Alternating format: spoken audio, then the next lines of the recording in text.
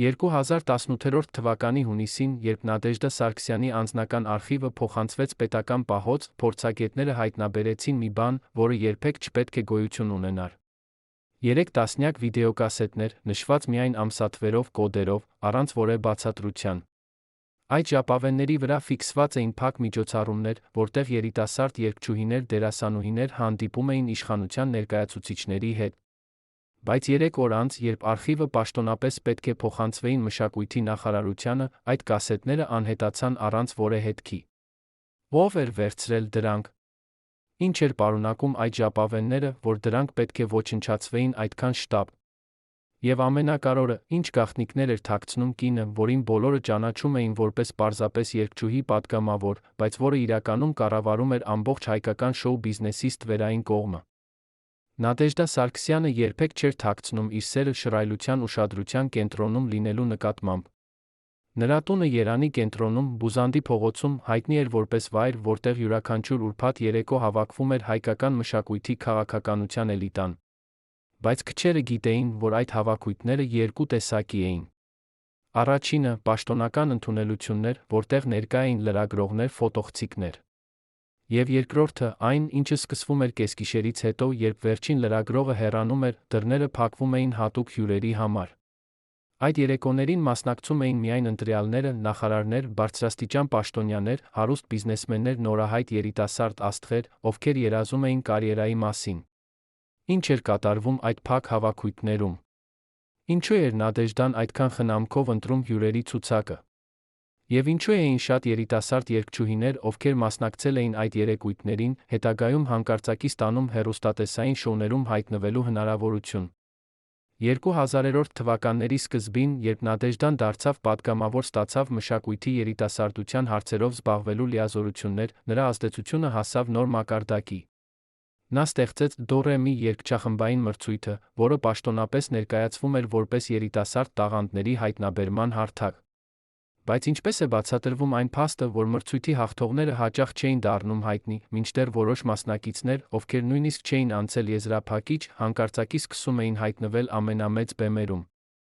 Նրանց ընդհանուր գիծը մեկն էր՝ բոլորը մասնակցել էին Նադեժդայի անձնական հրավերով կազմակերպված հանդիպումներին։ Նախկին աշխատակիցներից մեկը, ով խնդրել է չհրապարակել իր անունը, հիշում է, Նադեժդա Սարգսյանը ուներ հատուկ նոթատետր, որտեղ գրում էր աղջիկների անունները, նրանց տվյալները, նշումներ, ով ում է դուր եկել հանդիպումներից։ Այդ նոթատետրը պահվում էր նրա անձնական սեյֆում, ոչ ոք իրավունք չուներ դիպչել դրան։ Բայց Նադեժդայի իշխանությունը չէր սահմանափակվում միայն երիտասարդ տաղանդների հետ աշխատանքով։ Նա էր այն կինը, ով կարող էր մեկ հեռախոսազանգով փակել ցանկացած հեռուստաշոու կամ, ընդհակառակը, բացել բոլոր դռները անհայտ երգչուհու համար։ Երբ 2006 թվականին մի երիտասարդ երգչուհի համարձակվեց հրապարակայնորեն քննադատել Նադեժդայի մեթոդները, նրա կարիերան ավարտվեց մեկ շաբաթվա ընթացքում։ Բոլոր հեռուստաալիքները մերժեցին նրա հետ համագործակցությունը, նա ստիպված եղավ հեռանալ երկրից։ Ո՞վ էր տվել այդ հրամանը։ Ինչպիսի կապեր ուներ Նադեժդան, որ կարողանում էր այդքան արագ արդյունավետ վերահսկել ամբողջ ինդուստրիան։ Եվ ինչու էր բոլորը լռում, երբ խոսքը վերաբերում էր նրա իրական գործունեությանը։ Պատասխանը կայանում էր նրա կապերում իշխանության գագաթնակետի հետ։ Նադեժդա Սարգսյանի ամենամոտ ընկերուհին էր Ռիտա Սարգսյանը, նախագահի կինը։ Նրանց ընկերությունը սկսվել էր դեռևս 2000-րդ թվականների սկզբին, երբ Սերժ Սարգսյանը դեռ պաշտպանության նախարար էր։ Բայց երբ նա դարձավ նախագահ, այդ ընկերությունը վերածվեց իշխանության գործիքի։ Ռիտան Նադեժդան միասին հաճախում էին բոլոր կարևոր միջոցառումները, միասին որոշում էին, թե ով կարող է մուտք գործել էլիտայի շրջանակ, ով պետք է մնա դրսում։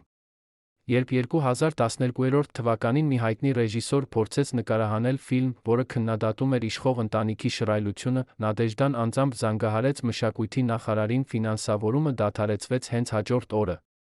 Ռիտա Սարգսյանը երբեք չմիջամտեց հրապարակայնորեն, բայց բոլորը գիտեին, եթե Նադեժդան ասում է ոչ, դա նշանակում է, որ Ռիտան արդեն որոշել է։ Նադեժդայի տունը Բուզանդի փողոցում դարձել էր ոչ պաշտոնական որոշումների կենտրոն։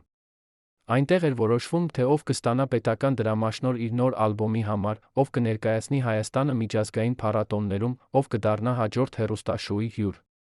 Բայց ամենակարևորը այնտեղ էր որոշվում, թե որ երիտասարդ աղջիկները կարժանանան հատուկ ուշադրության։ Նախկին մշակույթի նախարարության աշխատակիցներից մեկը հիշում է, մենք ստանում էինք ցուցակներ Նադեժդայի գրասենյակից։ Այդ ցուցակներում էին երիտասարդ երգչուհիների դերասանուհիների անունները, ովքեր պետք է ստանային առաջնահերթություն պետական միջոցառումներում։ Մենք երբեք չէինք հարցնում, թե ինչու հենց այդ անունները, քանի որ բոլորը գիտեին, դրանք Նադեժդայի Ռիտայի ընտրություններ։ Ինչպիսին էր այդ ընտրության չափանիշը։ Ինչ պետք է անեին երիտասարդ աղջիկները, որպեսզի հայտնվեին այդ ցուցակում։ 2013 թվականին տեղի ունեցավ դեպք, որը շատերը հիշում են մինչ օրս։ Մի 19 տարեկան երգչուհի, ով հենց նոր էր հաղթել «Դո Ռե Մի» մրցույթում, հրավիրվեց Նադեժդայի տուն կարիերայի հեռանկարները քննարկելու համար։ Աղջկա մայրը պնդեց ուղեկցել դստերը, բայց նրան ասացին, որ հանդիպումը կլինի խիստ պաշտոնական ծնողների ներկայությունը անհարմար կլինի։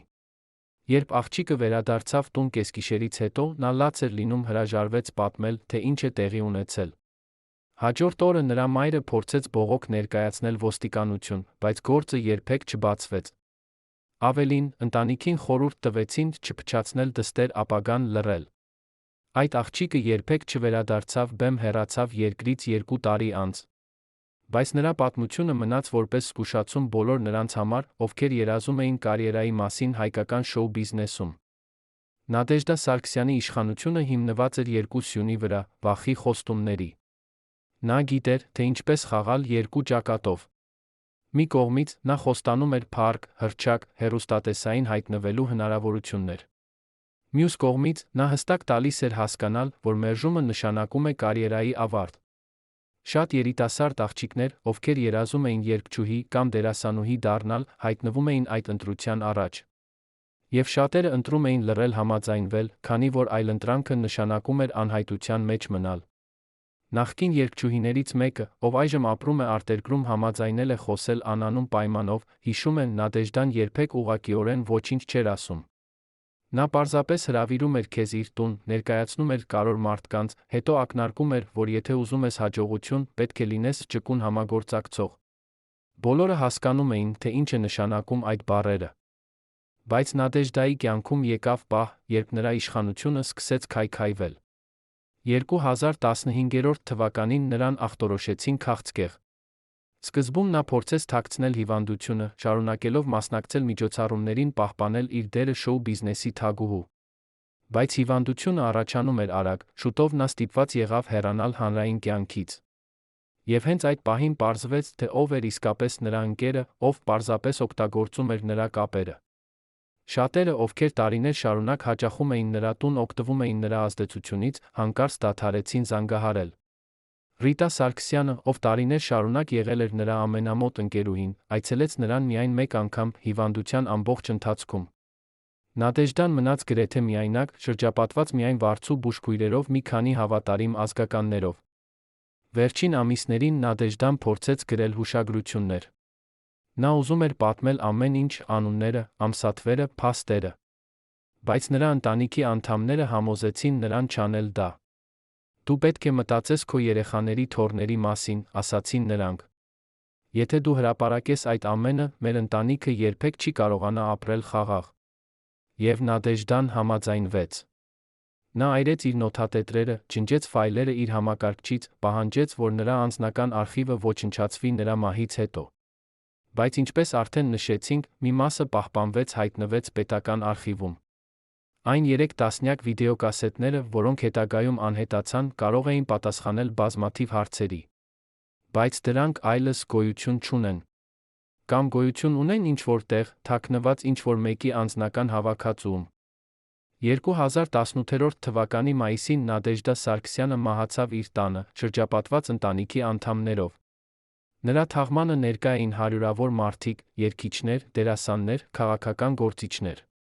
Բոլորը խոսում էին նրա մեծ ներդրման մասին հայկական մշակույթի զարգացման գործում։ Բայց ոչ ոք չհիշեց այն երիտասարդ աղջիկների մասին, ովքեր երբեք չկարողացան իրականացնել իրենց երազանքները, քանի որ հրաժարվեցին համագործակցել։ Ոչ ոք չխոսեց այն ընտանիքների մասին, որոնք ստիպված եղան լռել, որպեսզի պաշտպանեն իրենց երեխաներին։ Եվ ոչ ոք չհարցրեց, թե ինչու այդ 3 տասնյակ վիդեոկասետները անհետացան այդքան արագ խորհրդավոր կերպով։ Այսօր, տարիներ անց Նադեժդա Սարգսյանի մահից, հայկական շոու բիզնեսը շարունակում է գործել նույն սկզբունքներով։ Կապերը, փակ հանդիպումները, անգրավոր կանոնները, ամեն ինչ մնացել է նույնը։ Փոխվել են միայն անունները, դեմքերը։ Բայց համակարգը, որը Նադեժդան օգնեց կառուցել, ամրապնդել, շարունակում է գործել։ Եվ երիտասարդ աղջիկները, ովքեր այսօր երազում են կարիերայի մասին, դեռ զբաղվում են նույն ընտրությանը, համաձայնվել կամ մնալ անհայտության մեջ։ Արդյոք երբեք կփոխվի այս համակարգը։ Արդյոք երբեք կհրապարակվեն այն գաղտնիքները, որոնք Նադեժդան տարավ իր հետ գերեզման։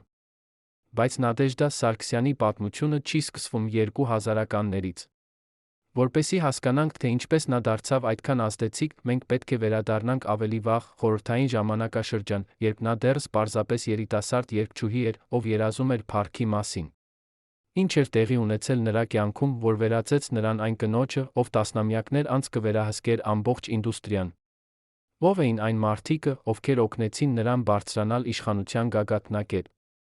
Եվ ինչ գին վճարեց նա այդ բարձրացման համար։ Նադեժդան ծնվել էր Երանում, հարուստ ընտանիքում։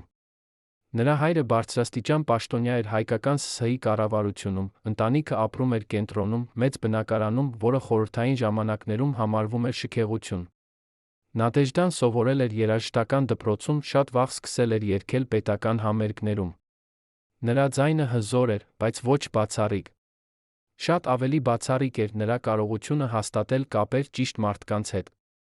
Դեռ 18 տարեկանում նա ծանոթացավ մի բարձրաստիճան կուսակցական պաշտոնյայի հետ, ով օգնեց նրան ստանալ առաջին մեծ համերգը Երանի օպերայի բալետի թատրոնում։ Այդ համերգից հետո Նադեժդայի անունը սկսեց հայտնի դառնալ, նա հասկացավ, հաջողությունը կախված է ոչ թե միայն տաղանդից, այլ նա ճիշտ կապերից։ 5-րդ տասնամյակի վերջին, երբ Խորհրդային Միությունը սկսեց քայքայվել, Նադեժդան արդեն ուներ ամուր դիրքեր հայկական մշակութային էլիտայում։ Նա ամուսնացած էր հարուստ բիզնեսմենի հետ, ուներ 2 երեխա, մեծ տուն Երանի ամենապրեստիժային թաղամասում։ Բայց նա երբեք չէր բավարարվում ունեցածով։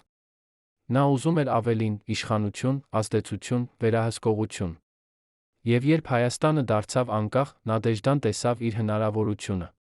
Նա սկսեց ակտիվորեն մասնակցել քաղաքական կյանքին, աջակցեց տարբեր թեկնածուների, կազմակերպեց հանրահավաքներ, համերգներ։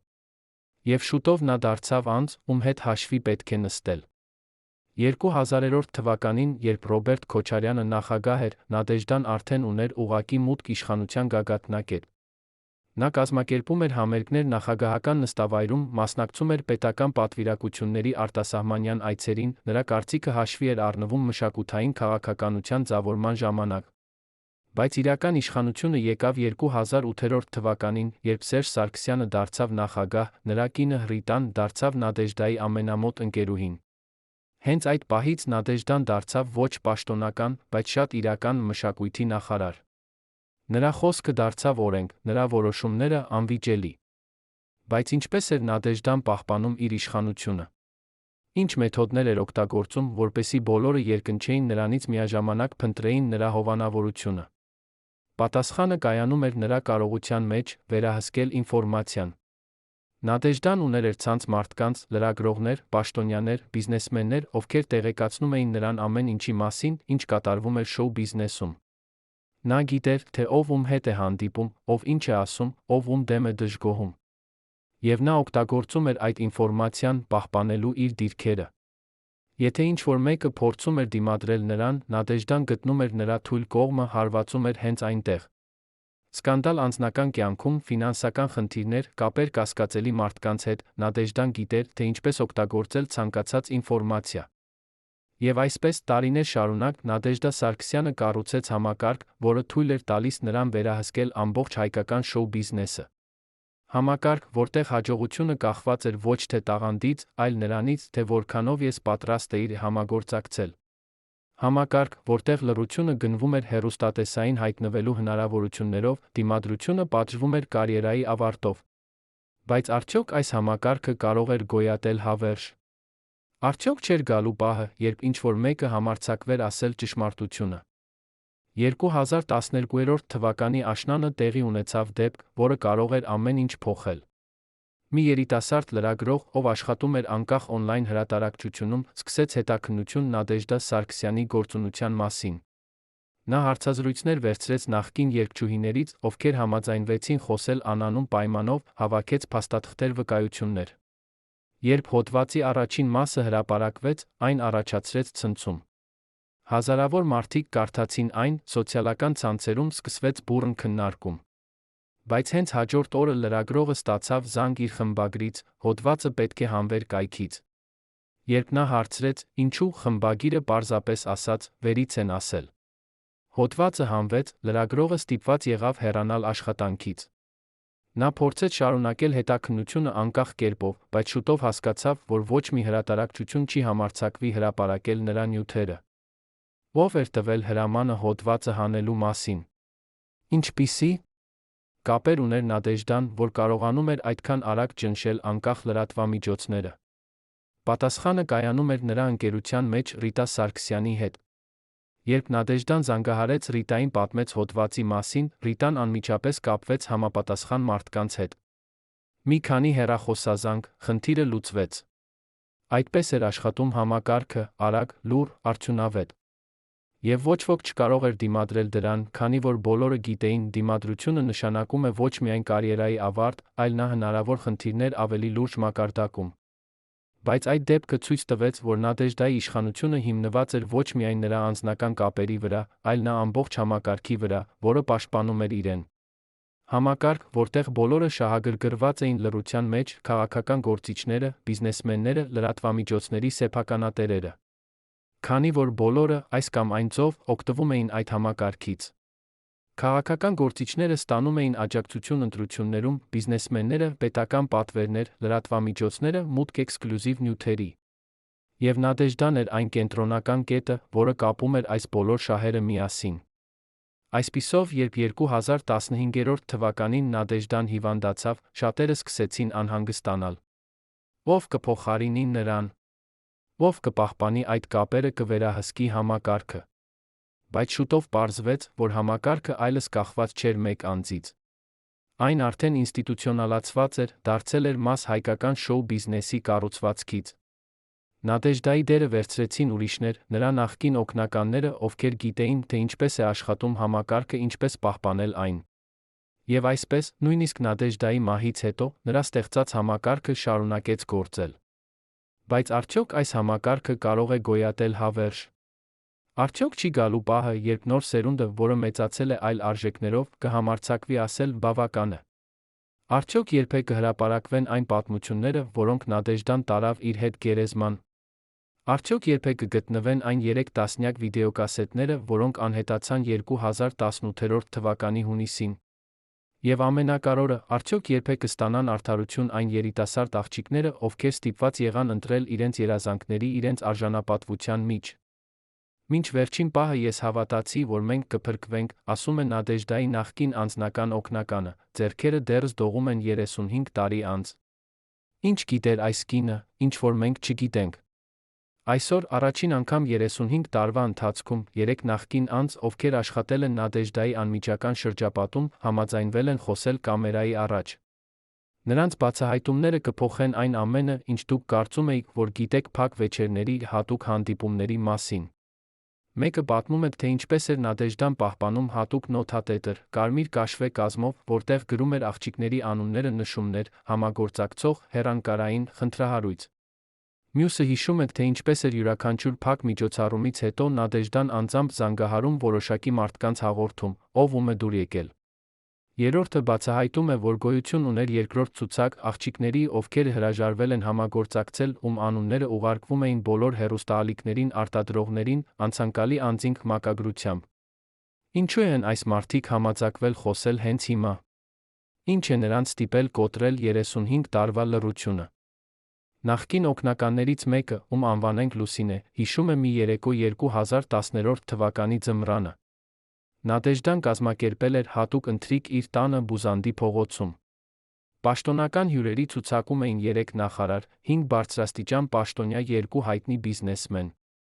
Բայց կար նա երկրորդ ցուցակ, 10 երիտասարդ աղջիկ, ովքեր հրավիրվել էին ներկայացնելու իրենց տաղանդը։ Լուսինեն պատասխանատու էր հյուրերի ընդունման համար, նա հիշում է, թե ինչպես էր Նադեժդան անձամբ ստուգում յուրաքանչյուր աղջկա տեսքը նախքան նրանց թույլ տալը մտնել հյուրասենյակ։ Եթե ինչ-որ մեկի հագուստը չէր համապատասխանում Նադեժդայի ակնկալիքներին, նրան ուղարկում էին տուն, փոխվելու։ Բայց իրականում դա նշանակում էր, որ աղջիկը չի մասնակցի միջոցառմանը։ Լուսինեն հիշում է մի 19 տարեկան երգչուհու, ով եկել էր պարզ զգեստով հարթ կոշիկներով։ Նադեժդան նայեց նրան ասաց. «Դու չես հասկանում, թե ինչ տեսակի միջոցառում է սա։ Գնա տուն սովորիր, թե ինչպես պետք է հագնվել»։ Աղջիկը հեռացավ լալով, Լուսինեն երբեք այլս չտեսավ նրան։ Բայց ամենաշոկային մասը եկավ կեսգիշերից հետո։ Երբ պաշտոնական հյուրերը սկսեցին հեռանալ, Նադեժդան հրահանգեց Լուսինեին փակել մուտքի դուռը, չթույլ տալ ոչ ոքի մտնել կամ դուրս գալ առանց նրա թույլտվության։ Հյուրասենյակում մնացին միայն 3 բարձրաստիճան պաշտոնյա 5 երիտասարդ աղջիկ։ Լուսինեին հրահանգվեց մնալ խոհանոցում պատրաստել ըմպելիքներ, բայց նա լսում էր ձայները հյուրասենյակից։ Երաժշտություն, ծիծաղ, երբեմն աղջիկների անհանգիստ ձայներ։ Մոտ 3 ժամ անց, երբ վերջին հյուրերը հեռացան, Նադեժդան մտավ խոհանոց, ասաց Լուսինեին. «Այն, ինչ տեսար լսեցիր այսօր, երբեք չպետք է լքի այս տունը։ Եթե ես լսեմ, որ դու խոսել ես ինչ-որ մեկի հետ, դու կորցնես ոչ միայն քո աշխատանքը, այլ նա շատ ավելին»։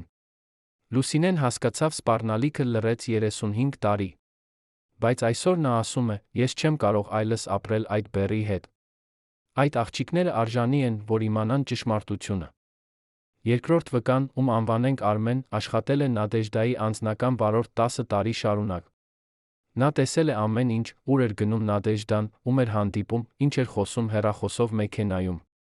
Արմենը հիշում է, թե ինչպես էր Նադեժդան յուրաքանչյուր ուրբաթ երեկո ստանում հեռախոսազանգ Ռիտա Սարգսյանից։ Նրանք խոսում էին կոդերով, անուններով, որոնք Արմենը սկզբում չէր հասկանում։ Բայց ժամանակի ընթացքում նա սկսեց հասկանալ համակարգը։ Վարդը պատրաստ է նշանակում էր, որ որոշակի աղջիկ համաձայնվել է մասնակցել հատուկ միջոցառման։ Մանուշակը խնդրահարույց է նշանակում էր, որ ինչ-որ մեկը հրաժարվել է համագործակցել, պետք է լուծել խնդիրը։ Արմենը հիշում է մի դեպք 2011 թվականին, երբ Նադեժդան ստացավ զանգ, սկսեց բարկանալ։ Նա ասաց. «Ինչպես համարձակվեց նա հրաժարվել։ Արդյոք նա չգիտի, թե ով եմ ես։ Վաղը առավոտյան ես ուզում եմ, որ նրա անունը լինի բոլոր ցուցակներում»։ Հաջորդ օրը Արմենը տեսավ լրատվամիջոցներում նյութ այդ երգչուհու մասին, սկանդալային վարքագիծը, անպրոֆեսիոնալ վերաբերմունք, մակագրություններով։ Երգչուհին հեռացավ երկրից 2 ամիս անց։ Բայց Արմենը նա հիշում է Նադեժդայի մարդկային կողմը։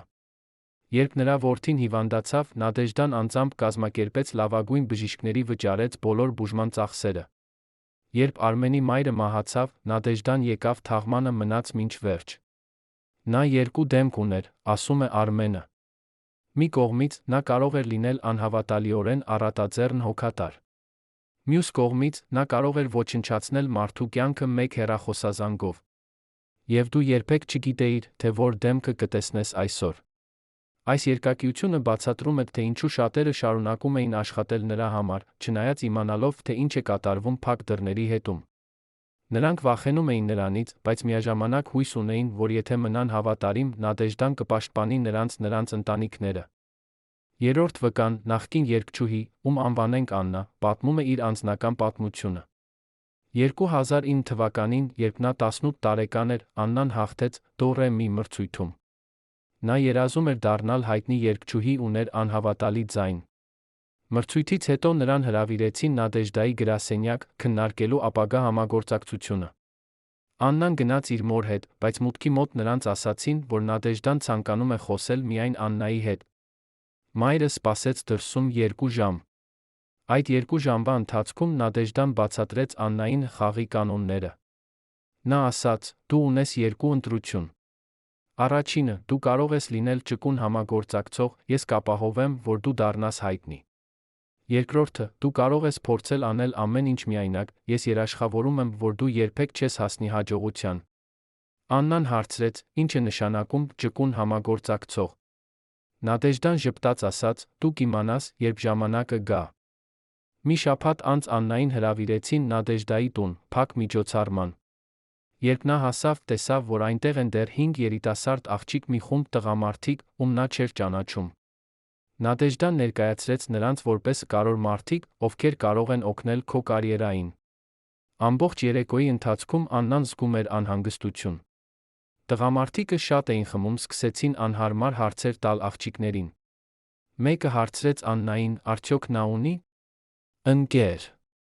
Մյուսը ասաց, այսպիսի գեղեցիկ ձայնով աղջիկը պետք է ունենա, նա գեղեցիկ կյանք։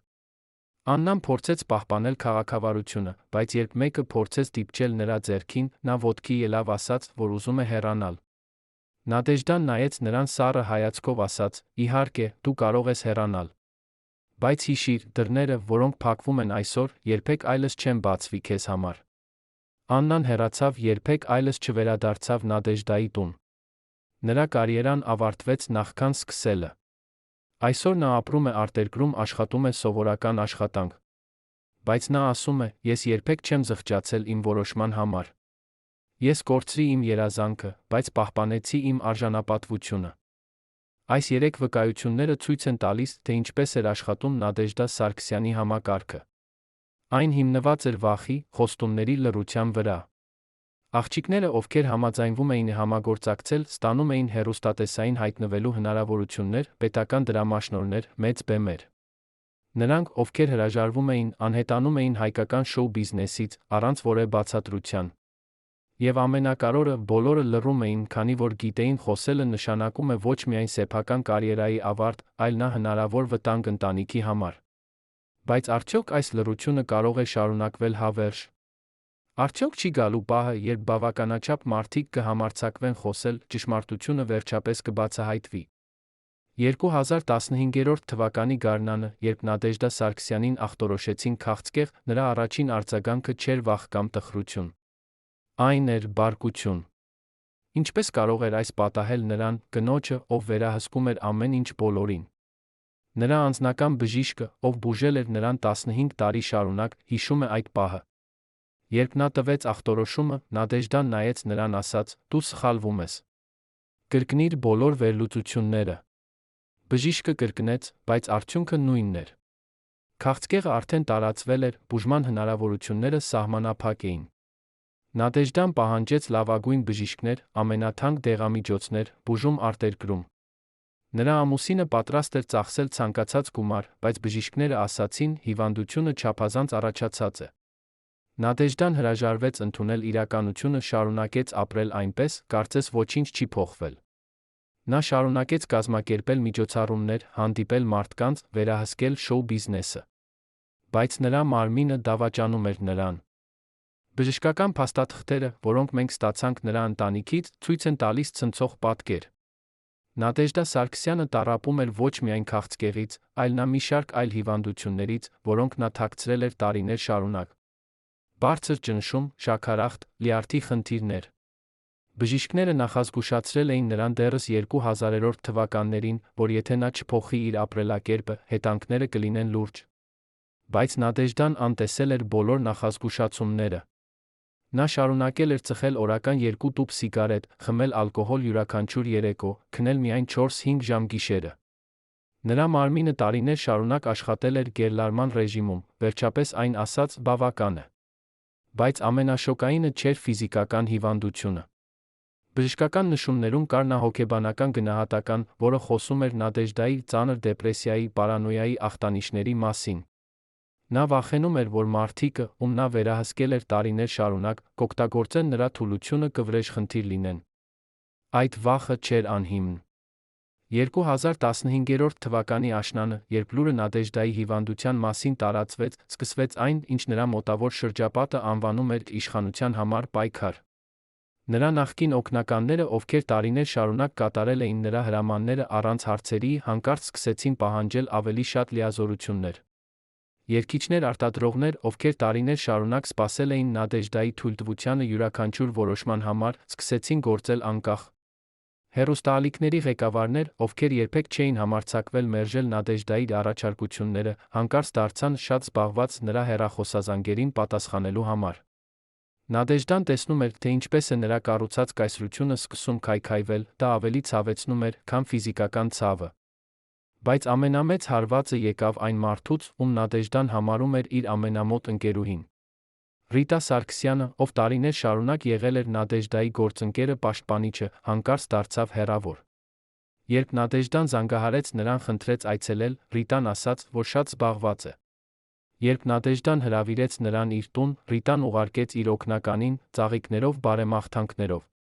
Նադեժդան հասկացավ ուղերձը, նա այլս օգտակար չէր, հետաբար, այլս անհրաժեշտ չէր։ Այս իրականացումը ավելի ցավեցրեց, քան ցանկացած բժշկական ախտորոշում։ Նադեժդայի դուստրը հիշում է, թե ինչպես էր մայրը լացում այդ օրը, ես տվեցի նրանց ամեն ինչ։ Ես պաշտպանեցի նրանց, օգնեցի նրանց, կատարեցի նրանց ցանկությունները։ Եվ հիմա, երբ ես ունեմ նրանց կարիքը, նրանք շրջվեցին հեռացան։ Նադեժդայի վերջին ամիսները անցան գրեթե ամբողջ մեկուսացման մեջ։ Նրա մեծ տունը Բուզանդի փողոցում, որը երբեմն լի էր մարդկանց ծիծաղով, հիմա լուռ էր դատարկ։ Միայն ընտանիքի անդամները մի քանի հավատարիմ աշխատակիցներ այցելում էին նրան։ Բայց նույնիսկ ֆիզիկական ցավի հոգեկան տառապանքի մեջ Նադեժդան չէր կորցրել իր վերահսկողության կարիքը։ Նա շարունակում էր հետել լուրերին, կարդալ սոցիալական ցանցերը, հետաքրքրվել, ով ինչ է ասում նրա մասին։ Երբ նա տեսավ հոդված, որտեղ ինչ-որ մեկը քննադատում էր նրա մեթոդները, նա պահանջեց, որ իր իրավաբանը ներկայացնի հայց։ Երբ նա լսեց, որ նախկին երգչուհիներից մեկը տալիս է հարցազրույց անուղղակիորեն խոսում է շահագործման մասին, նա փորձեց կապվել իր հին կապերի հետ, լուծելու խնդիրը։ Բայց այս անգամ ոչ ոք չպատասխանեց նրա զանգերին։ Նադեժդան հասկացավ, որ նրա իշխանությունը վերջացել է, այդ իրականացումը եղավ վերջին հարվածը։ 2018 թվականի ապրիլին, մեկ ամիս առաջ իր մահից, Նադեժդան կանչեց իր դուստրերին ասաց, որ ուզում է խոսել նրանց հետ։ Նա պատմեց նրանց իր կյանքի պատմությունը, ոչ այն տարբերակը, որը բոլորը գիտեին, այլ իրական պատմությունը։ Նա պատմեց, թե ինչպես էր երիտասարդ աղջիկը, ով ուներ երազանքներ տաղանդ, դարձել կինը, ով վերահսկում էր ամբողջ ինդուստրիան։ Նա պատմեց, թե ինչպես էր յուրաքանչյուր որոշում, յուրաքանչյուր փոխզիջում, յուրաքանչյուր գործարք հեռացրել նրան իր իսկական ինքնությունից։ Նա պատմեց, թե ինչպես էր վախը դարձել նրա գլխավոր գործիք, ինչպես էր այդ վախը վերջապես դարձել նրա սեփական բանդը։ Դուստրերը լսում էին լալով, բայց Նադեժդան չէր լացում։ Նա ասաց, ես ընտրեցի այս ճանապարհը, ես պետք է ապրեմ հետանքներով։ Բայց ես ուզում եմ, որ դուք իմանաք ճշմարտությունը, որպեսզի երբեք չկրկնեք իմ սխալները։ Բայց կար մեկ բան, որի մասին Նադեժդան երբեք չխոսեց իր դուստրերի հետ։ Այն 3 տասնյակ վիդեոկասետները, որոնք հետագայում անհետացան նրա մահից հետո։ Ինչ էր պարունակում այդ ժապավենները։ Ինչու էր Նադեժդան պահպանել դրանք այդքան տարիներ։ Եվ ամենակարևորը, ինչու էր ինչ-որ մեկը համարել անհրաժեշտ ոչնչացնել դրանք այդքան արագ նրա մահից հետո։ Նադեժդայի նախկին օգնականներից մեկը, ով խնդրել է չհրապարակել իր անունը, ասում է, որ այդ կասետները պարունակում էին ապացույցներ ամեն ինչի մասին։ Ով էր մասնակցում փակ միջոցառումներին, ինչ էր կատարվում այնտեղ, ով էր վճարում աղջիկներին, ով էր ստանում հատուկ ծառայություններ։ Եթե այդ կասետները երբե հրապարակվեին, դրանք կքայքայեին ոչ միայն Նադեժդայի հեղինակությունը, այլ նա բազմաթիվ այլ մարդկանց կարիերան կյանքը։ Հետաբար, դրանք պետք է անհետանային։ Եվ դրանք անհետացան։ Բայց արդյոք դրանք իսկապես ոչնչացվեցին։ Կամ թերս ինչ-որ մեկը պահպանեց պատճենները, որպես ապահովագրություն, որպես պաշտպանություն, կամ որպես ապագա շանտաժի գործիք։ Նադեժդայի ընտանիքի անդամները պնդում են, որ նրանք ոչինչ չգիտեն այդ կասետների մասին։ Պետական արխիվի աշխատակիցները ասում են, որ կասետները անհետացել են նախքան նրանք կարողանային դիտել դրանք։ Բայց ինչ-որ մեկը գիտի ճշմարտությունը։ Ինչ-որ մեկը տեսել է այդ ժապավենները, որոշել է, որ դրանք չպետք է երբե տեսնեն լույսը։ Ո՞վ է այդ մարդը։ Եվ ինչ այլ գաղտնիքներ է նա պահպանում։ 2018 թվականի մայիսի 24-ին Նադեժդա Սարգսյանը մահացավ իր տանը, շրջապատված ընտանիքի անդամներով։ Նրա վերջին խոսքերը, ըստ նրա դստեր, եղան «ներեցեք ինձ»։ Բայց պարզ չէ, ում էր նա խնդրում ներողություն։ Իր ընտանիքին, որ նա ավելի շատ ժամանակ անցկացրեց իր կարիերայի վրա, քան նրանց հետ։ Այն աղջիկներին, ում նա օգտագործեց որպես գործիք իր իշխանության խաղերում։ Կամ թերս իր իսկ ինքն իրեն, որ նա դավաճանեց իր երազանքներին դարձավ այն, ինչ երբեք չէր ուզում լինել։ Մենք երբեք չենք իմանա պատասխանը, քանի որ Նադեժդան տարավ իր գաղտնիքները գերեզման։ Բայց նրա պատմությունը շարունակում է ապրել որպես զգուշացում, որպես դաս, որպես հարց, որին մենք դեռս պետք է պատասխանենք։ Նադեժդայի թաղմանը ներկա էին հարյուրավոր մարդիկ. քաղաքական գործիչներ, երգիչներ, դերասաններ, բիզնեսմեններ։ Ռիտա Սարգսյանը եկավ մնաց 10 րոպե։ Նախկին նախարարները ուղարկեցին ծաղկեպսակներ։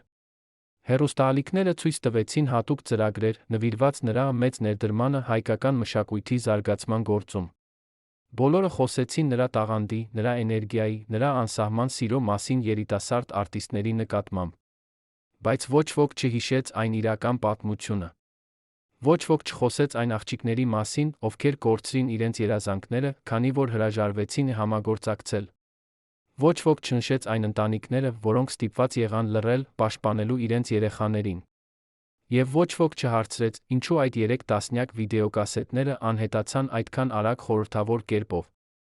Այսօր, տարիներ անց Նադեժդա Սարգսյանի մահից, հայկական շոու բիզնեսը շարունակում է գործել նույն սկզբունքներով։ Կապերը, փակ հանդիպումները, անգրավոր կանոնները, ամեն ինչ մնացել է նույնը։ Փոխվել են միայն անունները, դեմքերը։ Նոր թագուհիներ են հայտնվել, ովքեր շարունակում են Նադեժդայի ավանդույթները։ Նոր աղջիկներ են երազում կարիերայի մասին, բախվում են նույն ընտրությանը, համաձայնվել կամ մնալ անհայտության մեջ։ Եվ համակարգը, որը Նադեժդան օգնեց կառուցել, ամրապնդել, շարունակում է գործել, լուռ, արդյունավետ, անխոցելի։ Բայց արդյոք այն իսկապես անխոցելի է։ Արդյոք չի գալու պահը, երբ բավականաչափ մարդիկ կհամարձակվեն խոսել, ճշմարտությունը վերջապես կբացահայտվի։ Արդյոք երբեք կգտնվեն այն կորած վիդեոկասետները, աշխարհը կիմանա, թե ինչ իսկապես կատարվում էր փակ դռների հետում։ Նադեժդա Սարգսյանի պատմությունը ավելին է, քան պարզապես մեկ կնոջ կենսագրություն։ Այն պատմություն է համակարգի մասին, որը թույլ է տալիս իշխանությանը փողին վերահսկել արվեստը, տաղանդը։ Համակարգի, որտեղ երիտասարդ մարդիկը ստիպված են ընտրել իրենց երազանքների, իրենց արժանապատվության միջ։ Համակարգի, որը պաշտպանվում է լռությամբ, վախով, փոխադարձ շահերով։ Բայց յուրաքանչյուր համակարգ ունի իր թույլ կողմերը։ Եվ թերս Նադեժդայի պատմությունը, նրա վերելքը, անկումը, նրա իշխանությունը, մենակությունը կդառնա այն կատալիզատորը, որը վերջապես կստիպի մարդկանց հարցնել, արդյոք մենք ուզում ենք շարունակել ապրել այս համակարգում։ Արդյոք մենք պատրաստ ենք վճարել այն գինը, որը այն պահանջում է։ Եվ ամենակարևորը, արդյոք մենք պատրաստ ենք փոխել այն։ Պատկերացրեք, որ դուք եք այն 12 մարդկանցից մեկը, ովքեր գիտեին ամեն ինչ Նադեժդա Սարգսյանի մասին, յուրաքանչյուր բժշկական գաղտնիք, յուրաքանչյուր փախուստի պլան, յուրաքանչյուր թաքնված փաստաթուղթ, որը պահվում էր Երանի տարբեր անկյուններում։ Այժմ պատկերացրեք, որ պետք է ընտրեք, պահպանել ձեր հավատարմությունը, թե փրկել ձեր սեփական կյանքը։ 2018 թվականի մայիսի 22-ին, 2 օր առաջ Նադեժդայի մահից, այս մարդիկը կատարեցին ընտրություն, որը փոխեց հայկական շոու բիզնեսի պատմությունը։ Ինչն է ստիպել նրանց դավաճանել իրենց ղեկավարին, կնոջը, ով տարիներ շարունակ պաշտպանել էր նրանց, վճարել էր նրանց աշխատավարձը, երաշխավորել էր նրանց անվտանգությունը։ Արդյոք դա վախ էր, թե ինչ-որ ավելի խորը, գիտակցումը, որ նրանք ծառայում էին համակարգին, որը վերածել էր երիտասարդ տաղանդավոր աղջիկներին ապրանքների, որոնք կարելի էր գնել, վաճառել։ Նադեժդայի անձնական օգնականներից մեկը, ում անվանենք Գայան է, հիշում է այն երեկոն, երբ ամեն ինչ փոխվեց։ 2018 թվականի մայիսի սկզբին Նադեժդան կանչեց իր ամենամոտ թիմը, 6 մարդ, ովքեր աշխատել էին նրա համար տասնամյակներ շարունակ։ Նա պառկած էր իր անկողնում, նիհար, թույլ, բայց նրա ձայնը դեռս ուներ այն հրամայական տոնը, որին բոլորը սովոր էին։ Նա ասաց նրանց, որ գիտի, իր ժամանակը սպառվում է, ուզում է վստահ լինել, որ նրա ժառանգությունը կպահպանվի։ Բայց այն, ինչ նա իրականում նկատի ուներ, ինչպես Գայանեն հիշում է, այն էր, որ նրանք պետք է շարունակեին համակարգը, որը նա ստեղծել էր։ Նա ասաց. «Դուք գիտեք, թե ինչպես են աշխատում բաները։ Դուք գիտեք անունները, դեմքերը, կապերը։ Երբ ես չլինեմ, դուք պետք է համոզվեք, որ ոչինչ չի փոխվի։ Աղջիկները պետք է շարունակեն գալ, հյուրերը պետք է շարունակեն վճարել, բոլորը պետք է շարունակեն լռել»։ Գայանեն նայեց շուրջը, տեսավ իր գործընկերների դեմքերին նույն արտահայտությունը, հոգնածություն, զզվանք, ինչ-որ բան, որը նա չէր տեսել նախկինում, ապստամբություն։ Այդ հանդիպումից հետո 6 օգնականները մնացին միասին, առաջին անգամ տարիների ընթացքում խոսեցին բաց, իրենց իսկական զգացմունքների մասին։ Նրանցից մեկը, նախկին անվտանգության պետը, ասաց. «Ես չեմ կարող այլս սա անել։ Ես տեսել եմ չափազանց շատ, լսել եմ չափազանց շատ լաց, ես գիտեմ, որ մենք բոլորս պատասխանատու ենք այն ամենի համար, ինչ տեղի է ունեցել այս տանը։ Մեկ այլ օգնական կինը, ով պատասխանատու էր աղջիկների ընտրության համար, ասաց, երբ ես սկսեցի աշխատել Նադեժդայի համար, ես մտածեցի, որ օգնում եմ երիտասարդ տաղանդներին գտնել իրենց ճանապարհը։ Բայց ես արագ հասկացա, որ իրականում ես օգնում էի ստեղծել շուկա, որտեղ աղջիկները վաճառվում էին ամենաբարձր գնով առաջարկողին։ Այդ երեկո նրանք կատարեցին որոշում, երբ Նադեժդան մահանա, նրանք չեն շարունակի նրա գործը։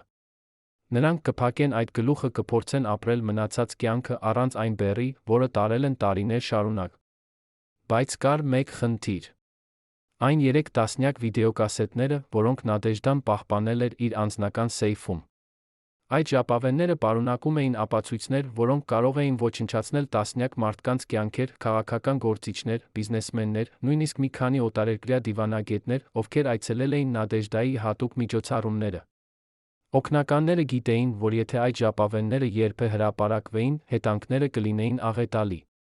Բայց նրանք նա գիտեին, որ եթե պարզապես ոչնչացնեին դրանք, նրանք կդառնային համակատեղ այն ամենի մեջ, ինչ տեղի էր ունեցել։ Հետաբար նրանք որոշեցին անել ինչ-որ բան, որը Նադեժդան երբեք չէր սպասի։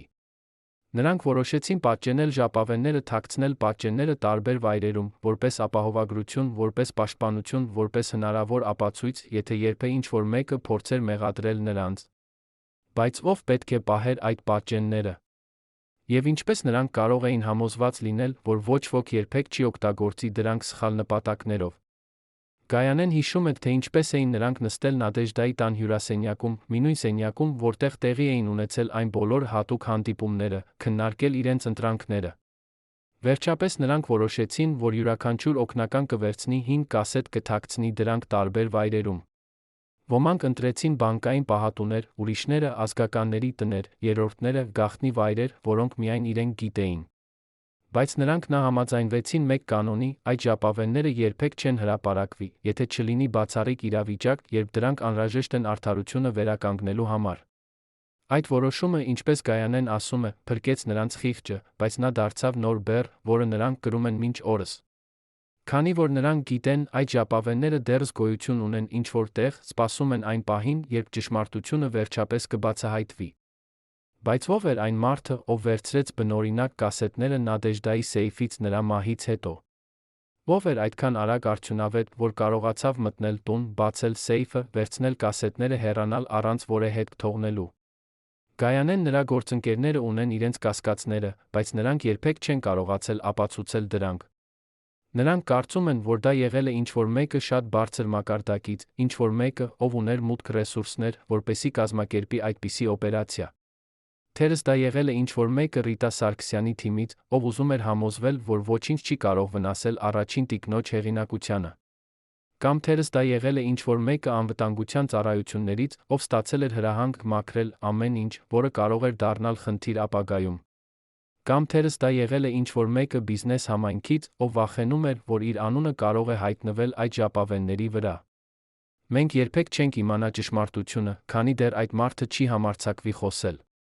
Նադեժդա Սարգսյանի անձնական արխիվը պարունակում էր ոչ միայն վիդեոկասետներ, այլ նա հարյուրավոր փաստաթղթեր, նամակներ, նշումներ, որոնք բացահայտում էին նրա իրական գործունեությունը։ Երբ 2018 թվականի հունիսին այդ արխիվը պաշտոնապես փոխանցվեց պետական պահոց, փորձագետները սկսեցին դասակարգել նյութերը։ Այն, ինչ նրանք գտան, ցնցեց նույնիսկ ամենափորձառու արխիվավորներին։ Կային ցուցակներ երիտասարդ աղջիկների անուններով, նրանց տվյալներով, լուսանկարներով, նշումներով, համագործակցող, հեռանկարային, խնդրահարույց, անցանկալի։ Կային նամակներ բարձրաստիճան պաշտոնյաներից, ովքեր խնդրում էին Նադեժդային կազմակերպել հատուկ հանդիպում որոշակի աղջիկների հետ։ Կային ֆինանսական փաստաթղթեր, որոնք ցույց էին տալիս վճարումներ անհայտ ընկերություններից, անհատներից։ Եվ կային բժշկական զեկույցներ, որոնք բացահայտում էին Նադեժդայի իրական առողջական վիճակը, վիճակ, որը նա թաքցրել էր հանրությունից տարիներ շարունակ։ Բժշկական փաստաթղթերը ցույց էին տալիս, որ Նադեժդան տառապում էր ոչ միայն քաղցկեղից, այլ նա լուրջ հոգեկան խանգարումներից։ Դեռս 2012 թվականից նրան ախտորոշել էին ծանր դեպրեսիա, անհատականության խանգարում, որը բնութագրվում էր ծայրահեղ վերահսկողության կարիքով, պարանոյայի ախտանիշներով։ Նրա անձնական հոգեբույժը, ով բուժել էր նրան 6 տարի, գրել էր իր նշումներում. հիվանդը ցուցաբերում է ծայրահեղ վախ կորցնելու իշխանությունը։ Նա համոզված է, որ բոլորը ցանկանում են վնասել նրան, վերցնել այն, ինչ նա ստեղծել է։ Այս վախը դարձել է նրա կյանքի կենտրոնական թեման, ազդում է նրա բոլոր որոշումների վրա։ Հոգեբույժը նա նշել էր, որ Նադեժդան հրաժարվել է ընդունել դեղորայք, քանի որ վախենում էր, որ դեղերը կթուլացնեն նրա մտավոր սրությունը, նա կդառնա խոցելի։ Այս հրաժարումը, ըստ բժշկի, միայն վատթարացրել էր նրա վիճակը, հանգեցրել էր ավելի խորը մեկուսացման պարանոյայի։ Բայց ամենաշոկայինը չէր բժշկական ախտորոշումը։ Արխիվում գտնվեց նա մի փաստաթուղթ, որը Նադեժդան գրել էր սեփական ձեռքով 2017 թվականի աշնանը, երբ նրա հիվանդությունը արդեն առաջացել էր։ Այդ փաստաթուղթը, որը նա անվանել էր «Իմ խոստովանությունը», պարունակում էր ճշմարտությունը, որը նա երբեք չէր համարձակվել ասել բարձրաձայն։ Նա գրել էր. «Ես գիտեմ, որ շատերը կմեղադրեն ինձ այն ամենի համար, ինչ ես արեցի։ Եվ նրանք իրավացի կլինեն։ Ես օգտագործեցի երիտասարդ աղջիկներին որպես ապրանք, որպես միջոց հասնելու իմ նպատակներին։ Ես ասացի ինձ, որ ես օգնում եմ նրանց, բայց իրականում ես օգնում էի միայն ինձ այն մարդկանց, ովքեր վճարում էին ինձ։ Ես ստեղծեցի համակարգ, որտեղ տաղանդը, աշխատասիրությունը նշանակություն չունեին, եթե դու չէիր պատրաստ վճարել գինը։ Եվ այդ գինը երբեմն էր չափազանց բարձր»։ Փաստաթուղթը շարունակվում էր, բայց ես ուզում եմ, որ մարդիկը հասկանան, ես չէի միակը։ Ես էի պարզապես այն մարդը, ով համարձակվեց անել բացահայտ այն, ինչ ուրիշները անում էին գաղտնի։ Ամբողջ համակարգը կառուցված էր այդ սկզբունքի վրա՝ կապերը, փողը, իշխանությունը։ Ես պարզապես օգտագործեցի այդ համակարգը ավելի արդյունավետ, քան ուրիշները։ Եվ այժմ, երբ ես մահանում եմ, ես տեսնում եմ, որ այդ համակարգը շարունակում է գործել առանց իմ։ Նոր մարդիկ են եկել իմ տեղը, նրանք անում են նույն բաները, որ ես անում էի։ Հետաբար, թերս խնդիրը ոչ թե ես եմ, այլ համակարգը, որը թույլ է տալիս այդպիսի մարդկանց գոյություն ունենալ, հաջողություն ունենալ։ Այս խոստովանությունը, որը գտնվեց արխիվում, երբեք չհրապարակվեց պաշտոնապես։ Արխիվի աշխատակիցները ստացան հրահանգ դասակարգել այն որպես անձնական նամակագրություն, ոչ թե հրապարակել։ Բայց մի քանի մարդ, ովքեր կարդացել էին այն, պահպանեցին պատճենները։ Եվ այսօր, տարիներ անց, այդ խոստովանությունը դարձել է ապացույց, որ Նադեժդան գոնե վերջում հասկացավ, թե ինչ էր արել։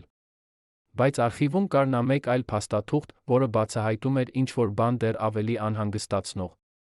Դա ցուցակ էր անունների 15 մարդ, ում Նադեժդան համարում էր վտանգավոր իր համար։ Այդ ցուցակում էին նախկին օգնականներ, ովքեր գիտեին չափազանց շատ, լրագրողներ, ովքեր փորձել էին հետաքննել նրա գործունեությունը, նույնիսկ մի քանի երիտասարդ աղջիկ, ովքեր համարձակվել էին հրաժարվել համագործակցել։ Յուրաքանչյուր անվան կողքին Նադեժդան գրել էր նշումներ. պետք է լռեցնել, պետք է վախեցնել, պետք է վերացնել։ Այս վերջին արտահայտությունը, պետք է վերացնել, առաջացրեց լուրջ հարցեր։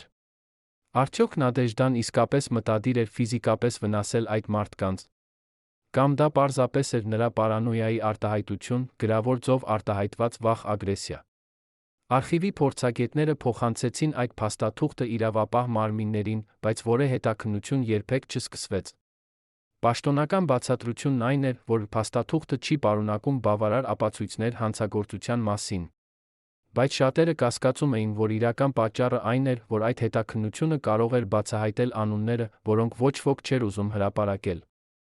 2019 թվականի գարնանը, մեկ տարի անց Նադեժդա Սարգսյանի մահից, տեղի ունեցավ դեպք, որը ցույց տվեց, որ նրա ստեղծած համակարգը դեռս ապրում է։ Մի երիտասարդ երգչուհի, ում անվանենք Լիլիթ, հաղթեց հայտնի երգչախմբային մրցույթում, ստացավ առաջարկ ստորագրել պայմանագիր մեծ արտադրողական ընկերության հետ։ Բայց երբ նա եկավ ընկերության գրասենյակ պայմանագիրը ստորագրելու, նրան ասացին, որ նախքան ստորագրելը, նա պետք է հանդիպի ընկերության հիմնական ներդրողի հետ։ Այդ հանդիպումը տեղի ունեցավ ռեստորանում, երբ Լիլիթը հասավ, նա տեսավ, որ սեղանի շուրջ նստած են 3 տղամարդ, բոլորը միջին տարիքի, բոլորը հագած թանկարժեք կոստյումներ։ Նրանք ներկայացան որպես բիզնեսմեններ, ովքեր հետաքրքրված են ներդրումներ կատարել երիտասարդ տաղանդների մեջ։ Ընթրիքի ընթացքում նրանք հարցրին Լիլիթին նրա ընտանիքի, նրա անձնական կյանքի, նրա ճկունության մասին։ Լիլիթը զգաց անհանգստություն, բայց փորձեց պահպանել քաղաքավարությունը։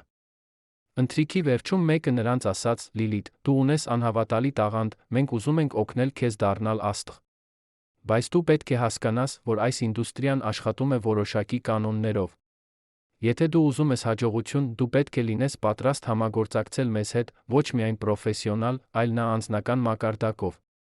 Լիլիթը հարցրեց, ի՞նչ է նշանակումը անձնական մակարդակով։ Տղամարդը ժպտաց ասաց, դու կիմանաս, երբ ժամանակը գա։ Բայց հիմա մենք ուզում ենք, որ դու գաս մեր հատուկ միջոցառման հաջորդ շաբաթ։ Այնտեղ կլինեն շատ կարևոր մարդիկ, ովքեր կարող են օգնել քո կարիերային։ Լիլիթը զգաց, որ ինչ-որ բան սխալ է, ասաց, որ պետք է մտածի։ Տղամարդիկը փոխանակեցին նայվածքներ, մեկը ասաց, իհարկե, մտածիր։ Բայց հիշիր, այս առաջարկը չի լինի հավերժ։ Եթե դու հրաժարվես, մենք կգտնենք ուրիշ աղջիկ, ով ավելի համագործակցող է։ Լիլիթը հեռացավ ռեստորանից անմիջապես զանգահարեց իր մորը։ Նրանք միասին որոշեցին, որ Լիլիթը չի մասնակցի այդ հատուկ միջոցառմանը, կհրաժարվի պայմանագրից։ Հաջորդ օրը, երբ Լիլիթը զանգահարեց արտադրողական ընկերություն տեղեկացրեց իր որոշման մասին, նրան ասացին, մենք հասկանում ենք։ Բայց դու պետք է իմանաս, որ այս որոշումը կունենա հետանքներ քո կարիերայի համար։ Եվ իսկապես, հաջորդ շաբաթվանից Լիլիթը սկսեց նկատել, որ բոլոր դռները փակվում են նրա առաջ։ Հեռուստաալիքները, որոնք նախկինում հետաքրքրված էին նրանով, հանկարծ դարձան անհասանելի։ Արտադրողները, ովքեր խոստացել էին համագործակցություն, դադարեցին պատասխանել նրա զանգերին։ Նույնիսկ մրցույթի կազմակերպիչները, ովքեր շնորհավորել էին նրան հաղթանակի համար, հանկարծ սկսեցին վարվել սառը հեռավոր։ Լիլիթը հասկացավ, որ նա դարձել էր անցանկալի անձ, նրա կարիերան հայկական շոու բիզնեսում ավարտվել է նախքան իսկապես սկսելը։ Այս պատմությունը ցույց է տալիս, որ Նադեժդա Սարգսյանի մահը չի փոխել համակարգը։ Նոր մարդիկ են եկել նրա տեղը, նոր կազմակերպիչներ, ովքեր շարունակում են նույն մեթոդները։ Աղջիկները դեռս ստիպված են ընտրել իրենց երազանքների, իրենց արժանապատվության միջ։ Եվ նրանք, ովքեր համարձակվում են ասել ոչ, դեռս պատժվում են կարիերայի ավարտով մեկուսացմամբ։ Բայց կա մի տարբերություն։ Այսօր ավելի շատ մարդիկ են համարձակվում խոսել։ Ավելի շատ աղջիկներ են հրաժարվում համագործակցել, փնտրում են այլընտրանքային ուղիներ։ Ավելի շատ լրագրողներ են հետաքննում այս թեման, փորձում բացահայտել ճշմարտությունը։ Եվ թերս տարիներ անց, երբ բավականաչափ մարդիկ կհամարձակվեն խոսել, համակարգը վերջապես կփոխվի։ Բայց մինչ այդ, Նադեժդա Սարգսյանի ստեղծած ժառանգությունը շարունակում է ապրել, որպես զգուշացում, որպես ցավոտ հիշողություն, որպես մարտահրավեր նոր սերնդին, ստեղծել ավելի արդար մարդկային համակարգ։ Արդյոք մենք պատրաստ ենք ընդունել այդ մարտահրավերը։ Արդյոք մենք պատրաստ ենք լսել այն աղջիկների ձայները, ովքեր տարիներ շարունակ լռել են վախից, ամոթից։ Արդյոք մենք պատրաստ ենք պահանջել փոփոխություններ այն համակարգում, որը թույլ է տալիս այդպիսի շահագործումը շարունակվել սերնդից սերունդ։ Նադեժդա Սարգսյանի պատմությունը ավարտվեց 2018 թվականի մայիսին, բայց այն համակարգի պատմությունը, որը նա ներկայացնում էր, դեռս շարունակվում է։ Եվ միայն մենանից է կախված, արդյոք այդ պատմությունը կունենա այլ ավարտ։ Առաջին անգամ 35 տարվա ընթացքում, այն կինը, ով պատասխանատու էր Նադեժդա Սարգսյանի անձնական անվտանգության համար, համաձայնվել է խոսել կամերայի առաջ։ Այն, ինչ նա պատմում է վերջին շաբաթների մասին, կփոխի ամեն ինչ, ինչ դուք կարծում էիք, որ գիտեք այս կնոջ մասին։ Նա բացահայտում է, թե ինչպես էր Նադեժդան վերջին օրերին փորձում ոչնչացնել ապացույցները, թե ինչպես էր նա զանգահարում հին ընկերներին, աղաչում նրանց պաշտպանել իր ժառանգությունը, թե ինչպես էր նա վերջին գիշերը, 2 օր առաջ իր վախճանից, պահանջում բերել այն կարմիր կաշվե նոթատետրը, որտեղ գրված էին բոլոր անունները։ Անվտանգության պետը հիշում է, թե ինչպես էր Նադեժդան բացել այդ նոթատետրը, դողացող ձեռքերով սկսել թերթել էջերը մեկ առ մեկ։ Յուրաքանչյուր անվան մոտ նա դադարում էր, փակում էր աչքերը, ինչ-որ բան շշնջում էր։ Երբ անվտանգության պետը հարցրեց, ինչ է նա ասում, Նադեժդան բացեց աչքերը, պատասխանեց. Ես աղոթում եմ։ Ես աղոթում եմ, որ այս աղջիկները ինձ ներեն, թե ես գիտեմ, որ նրանք երբեք չեն ների։ Ինչու է այս կինը, ով տարիներ շարունակ պաշտպանել է Նադեժդայի գաղտնիքները, հանկարծ համարձակվել խոսել։ Ինչ է տեղի ունեցել այն վերջին գիշերը, որը ստիպեց նրան կոտրել լռության երդումը։ Եվ ամենակարևորը, ինչ էր պարունակում այն վերջին խոստովանությունը, որը Նադեժդան տվեց մահվան անկողնում։ Անվտանգության պետը, ում անվանենք Սոնա, պատմում է, որ Նադեժդայի վերջին շաբաթները անցան ծայրահեղ ֆիզիկական հոգեկան տառապանքների մեջ։ Ցավազրկող դեղերը այլս չէին օգնում, նա ժամերով պառկած էր անկողնում, լալով աղաչելով, որ ցավը դադարի։ Բայց ավելի ցավեցնող, քան ֆիզիկական տառապանքը, էր հոգեկան տանջանքը։ Նադեժդան տեսնում էր մարդկանց, ովքեր իրականում այնտեղ չէին։ Նա խոսում էր երիտասարդ աղջիկների հետ, ում նա օգնել էր տարիներ առաջ, աղաչում էր նրանց ներել իրեն։ Սոնան հիշում է մի գիշեր, երբ Նադեժդան հանկարծ արթնացավ, սկսեց գոչել. «Նրանք այստեղ են։ Նրանք եկել են ինձ համար։ Ասացեք նրանց, որ ես չէի ուզում։ Ասացեք նրանց, որ ես պարզապես փորձում էի գոյատել այս համակարգում»։ Սոնան փորձեց հանգստացնել նրան, բայց Նադեժդան շարունակեց. «Դուք չեք հասկանում։ Ես տեսնում եմ նրանց դեմքերը։ Բոլոր այն աղջիկները, ում ես ասացի, որ եթե նրանք չհամագործակցեն, նրանք երբեք չեն հասնի հաջողության։ Նրանք նայում են ինձ, ես տեսնում եմ նրանց աչքերում ատելությունը»։ Բայց ամենաշոկայինը եկավ 2 օր առաջ Նադեժդայի մահից։ Այդ օրը նա կանչեց Սոնային, խնդրեց բերել մի փոքր մետաղյա տուփ, որը պահվում էր նրա անձնական սեյֆում։ Երբ Սոնան բերեց տուփը, Նադեժդան բացեց այն դողացող ձեռքերով։ Ներսում էին փոքր թղթի կտորներ, յուրաքանչյուրը ծալված կնքված։ Նադեժդան վերցրեց մեկը, բացեց այն, կարդաց։ Հետո նա սկսեց լալ այնպես, որ Սոնան երբեք չէր տեսել նրան լացող։ Երբ Սոնան հարցրեց. «Ինչ է գրված այդ թղթերի վրա», Նադեժդան ասաց. «Սրանք նամակներ են։ Նամակներ այն աղջիկներից, ում ես օգնեցի։ Ոմանք գրել են շնորհակալություն, ոմանք անեծքներ։ Ես պահպանեցի դրանք բոլորը, քանի որ ուզում էի հիշել, թե ինչ էի արել։ Ուզում էի հիշել, որ յուրաքանչյուր իմ որոշումը ազդում էր իրական մարդկանց կյանքերի վրա»։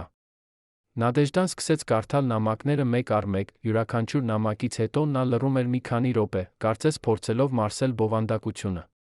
Մի նամակում գրված էր. «Շնորհակալություն, Նադեժդա ջան, որ հավատացիք ինձ, տվեցիք հնարավորություն։ Ես երբեք չեմ մոռանա ձեր բարությունը»։ Մեկ այլ նամակում գրված էր. «Դուք ոչնչացրիք իմ կյանքը։ Դուք ստիպեցիք ինձ ընտրել իմ երազանքների, իմ արժանապատվության միջ։ Ես հույս ունեմ, որ մի օր դուք կհասկանաք, թե ինչ եք արել»։ Նադեժդան կարդաց բոլոր նամակները, մոտավորապես 30 հատ, հետո խնդրեց Սոնային այրել դրանք։ Սոնան հարցրեց. «Ինչու՞»։ Նադեժդան պատասխանեց. «Քանի որ ես չեմ ուզում, որ իմ երեխաները տեսնեն դրանք։ Ես չեմ ուզում, որ նրանք իմանան, թե որքան ատելություն ես ստացել իմ կյանքում։ Թող նրանք հիշեն ինձ որպես մայր, ոչ թե որպես այն կինը, ով ոչնչացրեց երիտասարդ աղջիկների երազանքները»։ Բայց Սոնան չայրեց այդ նամակները։ Նա գաղտնի պահպանեց դրանք, քանի որ համարում էր, որ դրանք պատմության մաս են, պետք է պահպանվեն որպես ապացույց։ Այսօր, տարիներ անց, Սոնան պատրաստ է փոխանցել այդ նամակները հանրությանը, որպեսզի մարդիկ տեսնեն ամբողջ պատկերը, ոչ միայն Նադեժդայի հաջողությունները, այլ նա այն ցավը, որը նա պատճառեց ուրիշներին։ Բայց կար նա մեկ այլ գաղտնիք, որը Սոնան պահպանել է մինչ օրս։ Նադեժդայի վերջին գիշերը, մի քանի ժամ առաջ նրա վախճանից, նա կանչեց Սոնային, ասաց, որ ուզում է խոստովանել ինչ-որ բան։ Սոնան նստեց նրա անկողնու կողքին, Նադեժդան սկսեց խոսել թույլ, դողացող ձայնով։ Նա ասաց. «Սոնա, ես ուզում եմ, որ դու իմանաս ճշմարտությունը։ Ամեն ինչ, ինչ ես արեցի, քանի որ վախենում էի։ Վախենում էի, որ եթե ես չվերահսկեմ ամեն ինչը, ինչ-որ մեկը կվերահսկի ինձ։ Վախենում էի, որ եթե ես չօգտագործեմ այդ աղջիկներին, ինչ-որ մեկը կօգտագործի ինձ։ Վախենում էի, որ եթե ես չլինեմ ամենաուժեղը, ես կդառնամ ամենաթույլը»։ Նա շարունակեց. «Բայց հիմա, երբ ես մահանում եմ, ես հասկանում եմ, որ այդ վախը եղել է իմ ամենամեծ թշնամին։ Այն վերածեց ինձ մարդու, ում ես ատում եմ։ Այն ստիպեց ինձ անել բաներ, որոնց համար ես երբեք չեմ կարող ներել ինձ»։ Սոնան լսում էր լռությամբ, Նադեժդան վերջապես ասաց այն, ինչ նա երբեք չէր ասել ոչ ոքի։ Նա ասաց. «Ես ուզում եմ, որ դու գտնես այն աղջիկներին, ում ես վնասեցի։ Ես ուզում եմ, որ դու ասես նրանց, որ ես ներողություն եմ խնդրում։ Ես գիտեմ, որ դա բավարար չէ։ Ես գիտեմ, որ ոչինչ չի կարող փոխհատուցել այն ցավը, որը ես պատճառեցի նրանց։ Բայց ես ուզում եմ, որ նրանք իմանան, ես չէի մոռացել նրանց։ Ես տարել եմ նրանց հիշողությունը ինձ հետ ամեն օր, այն եղել է իմ ամենամեծ պատիժը»։ Սոնան խոստացավ կատարել Նադեժդայի վերջին ցանկությունը, բայց նա երբեք չի կարողացել գտնել այդ աղջիկներին։ Շատերը հեռացել են երկրից, ուրիշները փոխել են իրենց անունները, փորձել մոռանալ անցյալը։ Բայց Սոնան շարունակում է փնտրել, քանի որ համարում է, որ դա նրա պարտքն է Նադեժդայի հիշատակի այդ աղջիկների նկատմամբ։ 2022 թվականի ձմռանը, 4 տարի անց Նադեժդա Սարգսյանի մահից, տեղի ունեցավ իրադարձություն, որը ցույց տվեց, թե որքան խորն էր նրա ազդեցությունը հայկական շոու բիզնեսի վրա։ Մի խումբ երիտասարդ երգչուհիներ դերասանուհիներ, ովքեր բոլորը անցել էին Նադեժդայի համակարգի միջով, որոշեցին ստեղծել անկախ կազմակերպություն՝ «Ձայն» անունով։ Այդ կազմակերպության նպատակն էր պաշտպանել երիտասարդ արտիստների իրավունքները, ստեղծել անվտանգ միջավայր, որտեղ տաղանդը կգնահատվի առանց հատուկ պայմանների։ Երբ նրանք հրապարակեցին իրենց առաջին հայտարարությունը, որտեղ անուղղակիորեն խոսում էին շահագործման մշակույթի մասին հայկական ինդուստրիայում, արձագանքը եղավ անմիջական ուժեղ։ Հարյուրավոր երիտասարդ աղջիկներ գրվեցին կազմակերպություն, տասնյակ նախկին արտիստներ համաձայնվեցին տալ հարցազրույցներ իրենց փորձառությունների մասին։ Բայց ամենակարևորը եղավ այն, որ 3 կին, ովքեր անցել էին Նադեժդայի փակ միջոցառումների միջով տարիներ առաջ, համաձայնվեցին խոսել հրապարակայնորեն իրենց իսկական անուններով։ Նրանցից մեկը, 35 տարեկան երգչուհի, ով այժմ ապրում է արտերկրում, պատմեց, թե ինչպես էր նա 19 տարեկանում հրավիրվել Նադեժդայի տուն, ինչպես էր նա ստիպված եղել ընտրել իր կարիերայի իր արժանապատվության մեջ։ Նա ասաց. «Ես ընտրեցի իմ արժանապատվությունը, դրա համար վճարեցի իմ երազանքներով։ Բայց այսօր ես չեմ զղջում իմ որոշման համար, քանի որ գիտեմ, որ ես պահպանեցի ինձ»։ Երկրորդ կինը, 40 տարեկան դերասանուհի, պատմեց, թե ինչպես էր նա համաձայնվել համագործակցել, ինչպես էր այդ որոշումը հետապնդել նրան ամբողջ կյանքը։ Նա ասաց. «Ես ստացի այն, ինչ ուզում էի՝ հռչակ, փող, ճանաչում։ Բայց ես կորցրի ինձ։ Եվ ոչ մի հաջողություն չարժե այդ գինը»։ Երրորդ կինը, 38 տարեկան երգչուհի, պատմեց, թե ինչպես էր նա փորձել խոսել իր փորձառության մասին տարիներ առաջ, բայց ինչպես էր նրան սպառնացել ստիպել լռել։ Նա ասաց. «Այսօր ես այլևս չեմ վախենում։ Այսօր ես ուզում եմ, որ բոլոր երիտասարդ աղջիկները, ովքեր երազում են կարիերայի մասին, իմանան ճշմարտությունը, պատրաստ լինեն պաշտպանել իրենց»։ Այս 3 կանանց խոստովանությունները առաջացրին ալիք։ Սոցիալական ցանցերում սկսվեց բուռն քննարկում, լրատվամիջոցները սկսեցին հետաքննություններ, իշխանությունները ստիպված եղան արձագանքել։ Մշակույթի նախարարությունը հայտարարեց, որ կստեղծի հատուկ հանձնաժողով՝ ուսումնասիրելու շահագործման մեղադրանքները ինդուստրիայում։ Մի քանի արտադրողական ընկերություններ, որոնք մեղադրվում էին անբարոյական պրակտիկաների մեջ, փակվեցին կամ փոխեցին իրենց ղեկավարությունը։ Եվ ամենակարևորը, երիտասարդ արտիստները սկսեցին զգալ, որ նրանք այլևս միայնակ չեն, որ կան մարդիկ, ովքեր պատրաստ են պաշտպանել նրանց, աջակցել նրանց։ Բայց արդյոք այս փոփոխությունները բավարար են։ Արդյոք համակարգը, որը Նադեժդա Սարգսյանը օգնեց ստեղծել, իսկապես փոխվել է, թե՞ պարզապես ձախողվել է, շարունակում է գործել նոր դեմքերով, նոր մեթոդներով։ Պատասխանը, ցավոք, ոչ այնքան լավատեսական է, որքան մենք կցանկանայինք։ Թե «Ձայն» կազմակերպությունը այլ նմանատիպ նախաձեռնությունները ստեղծել են որոշակի փոփոխություններ, հիմնական համակարգը մնում է նույնը։ Կապերը, փողը, իշխանությունը դեռս որոշում են, թե ով կհասնի հաջողության, ով կմնա անհայտության մեջ։ Փակ հանդիպումները դեռս տեղի են ունենում, թե այժմ ավելի գաղտնի, ավելի զգույշ։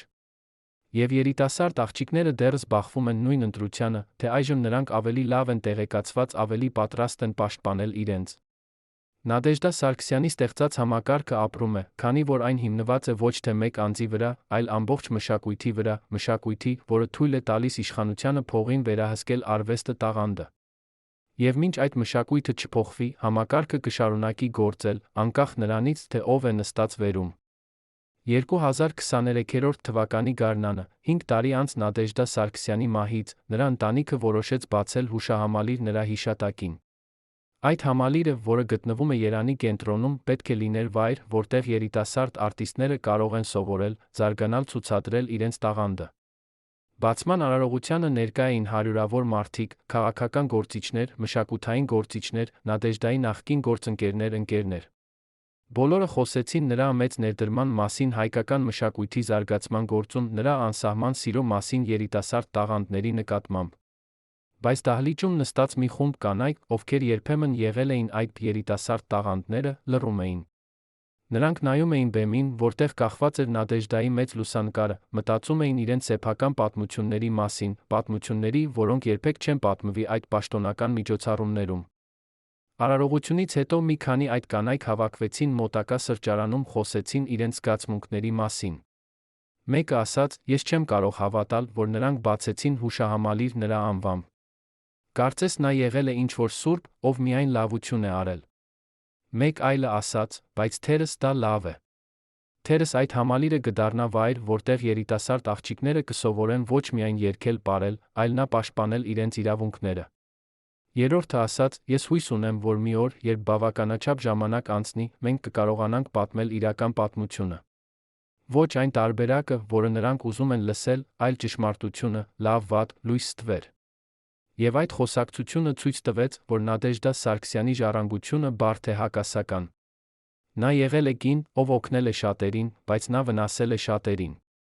Նա եղել է կին, ով ստեղծել է հնարավորություններ, բայց նա ոչնչացրել է երազանքներ։ Եվ նրա իրական պատմությունը գտնվում է ինչ-որ տեղ այդ երկու ծայրահեղությունների մեջ։ Բայց կա մեկ հարց, որը դեռս մնում է անպատասխան։ Այն 3 տասնյակ վիդեոկասետները, որոնք անհետացան Նադեժդայի մահից հետո։ Արդյոք դրանք իսկապես ոչնչացվեցին, թե դեռս գոյություն ունեն ինչ-որ տեղ, թաքնված ինչ-որ մեկի անձնական հավաքածուում։ Նադեժդայի նախկին օգնականները, ովքեր պատճենեցին այդ ժապավենները, դեռս պահպանում են իրենց գաղտնիքը։ Նրանք համաձայնվել են, որ այդ ժապավենները կհրապարակվեն միայն այն դեպքում, եթե դա անհրաժեշտ լինի արդարությունը վերականգնելու համար։ Բայց երբ կգա այդ պահը։ Երբ կլինի ճիշտ ժամանակը բացահայտել ամբողջ ճշմարտությունը։ Եվ ամենակարևորը, արդյոք հասարակությունը պատրաստ է ընդունել այդ ճշմարտությունը դիմակայել այն հետանքներին, որոնք այն կբերի։ Այսօր, տարիներ անց Նադեժդա Սարգսյանի մահից, նրա անունը դեռս առաջացնում է խառն զգացմունքներ հայկական հասարակությունում։ Ոմանց համար նա մնում է լեգենդ, կին, ով օգնեց ձևավորել ժամանակակից հայկական շոու բիզնեսը, տվեց հնարավորություններ տասնյակ երիտասարդ արտիստների։ Ուրիշների համար նա խորհրդանիշ է այն ամենի, ինչ սխալ է այդ ինդուստրիայում, շահագործում, կոռուպցիա, իշխանության չարաշահում։ Բայց ճշմարտությունը, ինչպես միշտ, գտնվում է ինչ-որ տեղ այդ երկու ծայրահեղությունների մեջ։ Նադեժդա Սարգսյանը եղել է բարդ կին, ով ապրել է բարդ ժամանակներում, կատարել է ընտրություններ, որոնք ունեցել են հետանքներ, լավ-վատ։ Նրա պատմությունը պատմություն է իշխանության, վախի, հավակնության, վերջապես, զղջման մասին։ Եվ թերս ամենակարևոր դասը, որը մենք կարող ենք սովորել նրա կյանքից, այն է, որ համակարգը, որը թույլ է տալիս այդպիսի մարդկանց գոյություն ունենալ, հաջողություն ունենալ, պետք է փոխվի։ Ոչ թե պարզապես մեկ անձը փոխարինել մեկ այլով, այլ փոխել ամբողջ մշակույթը, ամբողջ մտածելակերպը, ամբողջ համակարգը։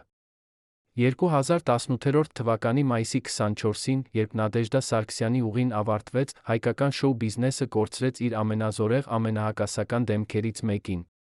Նրա թաղմանից հետո սկսվեց նոր դարաշրջան, երբ նրա ստեղծած համակարգը սկսեց դանդաղորեն, բայց անխուսափելիորեն փոխվել։ Նրա նախկին օգնականները, ովքեր տարիներ շարունակ կատարել էին նրա հրամանները, սկսեցին նոր կյանք, ոմանք հեռացան ինդուստրիայից ամբողջովին, ուրիշները փորձեցին ստեղծել ավելի արդար թափանցիկ համակարգ։ Ռիտա Սարգսյանը, ով տարիներ շարունակ եղել էր Նադեժդայի ամենամոտ դաշնակիցը, հեռացավ հանրային կյանքից, այլևս չի մասնակցում մշակութային միջոցառումներին։ Իսկ այն երիտասարդ աղջիկները, ում Նադեժդան օգտագործել էր որպես գործիք իր իշխանության խաղերում, սկսեցին դանդաղորեն վերականգնվել, գտնել իրենց ճանապարհը, ոմանք արտերկրում, ուրիշները Հայաստանում, բայց արդեն նոր կանոններով, նոր արժեքներով։ Բայց թերս ամենակարևոր փոփոխությունը տեղի ունեցավ հասարակական գիտակցության մեջ։ Նադեժդա Սարգսյանի պատմությունը, նրա վերելքը, անկումը, նրա իշխանությունը, մենակությունը դարձավ զգուշացում նոր սերնդի համար։ Երիտասարդ աղջիկները, ովքեր այսօր երազում են կարիերայի մասին, ավելի լավ են տեղեկացված, ավելի զգույշ են, ավելի պատրաստ են պաշտպանել իրենց իրավունքները։ Նրանք գիտեն, որ հաջողությունը չպետք է գա այն գնով, որը Նադեժդան պահանջում էր։ Նրանք հասկանում են, որ տաղանդը, աշխատասիրությունը պետք է լինեն միակ չափանիշները, ոչ թե համագործակցելու պատրաստակամությունը։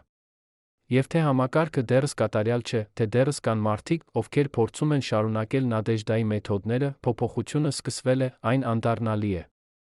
Նադեժդա Սարգսյանի ընտանիքը շարունակում է ապրել Երանում, փորձելով պահպանել նրա լավ հիշողությունը, մոռանալ մնացածը։ Նրա երեխաները, ովքեր այժմ չափահաս են, ունեն իրենց սեփական ընտանիքները, հազվադեպ են խոսում իրենց մոր մասին հրապարակայնորեն։ Նրանք գիտեն, որ նրա անունը դեռս առաջացնում է խառն զգացմունքներ, նախընտրում են պահպանել լռությունը։ Բայց անձնական զրույցներում նրանք ընդունում են, որ իրենց մայրը եղել է բարդ կին, ով կատարել է սխալներ, բայց ով նա սիրել է իր ընտանիքը փորձել է ապահովել նրանց ապագան։ Նրանք հույս ունեն, որ ժամանակի ընթացքում մարդիկը կսկսեն տեսնել ամբողջ պատկերը, ոչ միայն սպիտակ, այլ նա բոլոր այն գորշ երանգները, որոնք կազմում են մարդկային կյանքը։ Իսկ այն 3 տասնյակ վիդեոկասետները, որոնք անհետացան Նադեժդայի մահից հետո, դեռս մնում են գաղտնիք։ Ոմանք ասում են, որ դրանք ոչնչացվել են, երբեք չեն գտնվի։ Ուրիշները պնդում են, որ դրանք դեռս գոյություն ունեն ինչ-որ տեղ, սպասում են ճիշտ պահին, երբ ճշմարտությունը վերջապես կբացահայտվի։ Բայց թերս ամենակարևորը ոչ թե այն է, թե արդյոք այդ ժապավենները կգտնվեն, այլ այն, թե ինչ դաս ենք մենք սովորել այս ամբողջ պատմությունից։ Արդյոք մենք պատրաստ ենք ստեղծել համակարգ, որտեղ երիտասարդ տաղանդները կարող են զարգանալ առանց վախի շահագործման։ Արդյոք մենք պատրաստ ենք պաշտպանել նրանց, ովքեր համարձակվում են ասել ոչը անբարոյական առաջարկներին։ Արդյոք մենք պատրաստ ենք փոխել մշակույթը, որը թույլ է տալիս այդպիսի իրավիճակների կրկնվել սերնդից սերունդ։ Նադեժդա Սարգսյանի պատմությունը ավարտվեց, բայց այն հարցերը, որոնք նա թողեց, դեռս սպասում են պատասխանների։ Նրա կյանքը եղավ հայելի, որտեղ մենք տեսնում ենք ոչ միայն նրան, այլ նա մեզ, մեր ընտրությունները, մեր արժեքները, մեր պատրաստակամությունը կամ անպատրաստակամությունը կանգնել արդարության համար։ Եվ թերս դա է նրա ամենակարևոր ժառանգությունը, ոչ թե այն, ինչ նա արեց, այլ այն դասերը, որոնք մենք կարող ենք սովորել նրա սխալներից, նրա ողբերգությունից։ Հարգելի հեռուստադիտողներ, եթե դուք հետել եք այս ողբերգական պատմությանը մինչ վերջ, գրեք մեկնաբանություններում, թե որ քաղաքից եք։